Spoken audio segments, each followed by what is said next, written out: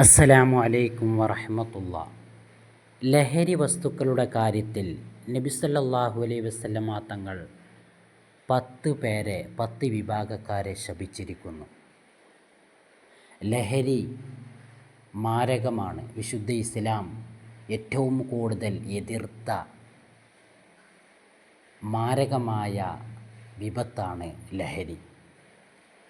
വിശുദ്ധ ഇസ്ലാം എല്ലായിടത്തും ലഹരിക്ക് എതിരാണ്. ലഹരി നമ്മുടെ ജീവിതത്തിൽ പാടില്ല. നബി സല്ലല്ലാഹു അലൈഹി വസല്ലമ തങ്ങൾ ശപിച്ച ആ 10 വിഭാഗക്കാർ ആരൊക്കെയാണ്? ഒന്നാമത്തെ വിഭാഗക്കാർ ലഹരി ഉണ്ടാക്കുന്നവർ. രണ്ടാമത്തെ വിഭാഗക്കാർ ലഹരി ഉണ്ടാക്കാൻ കൽപ്പിക്കുന്നവർ. മൂന്നാമത്തെ വിഭാഗക്കാർ ലഹരി കുടിക്കുന്നവർ. നാലാമത്തത് ലഹരി കൊണ്ടുപോകുന്നവർ. അഞ്ചാമത്തത് ലഹരി സ്വീകരിക്കുന്നവർ. ആറാമത്തത് ലഹരി കുടിപ്പിക്കുന്നവർ. ഏഴാമത്തത് ലഹരി വിൽക്കുന്നവർ. എട്ടാമത്തത് ലഹരിയുടെ വില ഉപയോഗിക്കുന്നവർ. ഒമ്പതാമത്തത് ലഹരി വാങ്ങുന്നവർ. പത്താമത്തത് ലഹരിയുടെ ഗുണഭോക്താക്കൾ. അതുകൊണ്ട് തന്നെ ലഹരിയുമായി ബന്ധപ്പെട്ട ഈ മുഴുവൻ 10 വിഭാഗക്കാരെയും നബി സല്ലല്ലാഹു അലൈഹി വസല്ലമ തങ്ങൾ ശപിച്ചിട്ടുണ്ട്.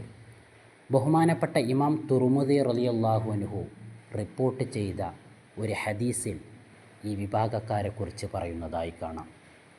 അതുകൊണ്ട് തന്നെ ലഹരിയുമായി ബന്ധപ്പെടൽ തന്നെ നബി തങ്ങളുടെ ശാപം ഏറ്റുവാങ്ങുന്നതിന് തുല്യമാണ്. ലഹരിയുമായി ബന്ധപ്പെടുക, ലഹരി വിൽപ്പനയ്ക്ക് സഹായിക്കുക, ലഹരി കൊണ്ടുപോവുക, അത് മറ്റുള്ളവർക്ക് വിതരണം ചെയ്യുക, ഇതെല്ലാം ഇങ്ങനെ ചെയ്യുന്നവരെയെല്ലാം നബി സല്ലല്ലാഹു അലൈഹി വസല്ലമ തങ്ങൾ ശപിച്ചിട്ടുണ്ട്. നബി സല്ലല്ലാഹു അലൈഹി വസല്ലമ തങ്ങൾ മറ്റു പല ഹദീസുകളിലൂടെ ലഹരിയുടെ വിപത്തുകളെക്കുറിച്ച് പരിചയപ്പെടുത്തിയിട്ടുണ്ട്. എല്ലാ തിന്മയുടെയും താക്കോല് അത് ലഹരിയാണ്, മദ്യമാണ്. അതുകൊണ്ട് തന്നെ മദ്യം നമുക്ക് മനുഷ്യന് വിപത്ത് മാത്രമാണ് സമ്മാനിക്കുക, ഒരിക്കലും നന്മ ഉണ്ടാക്കുകയില്ല.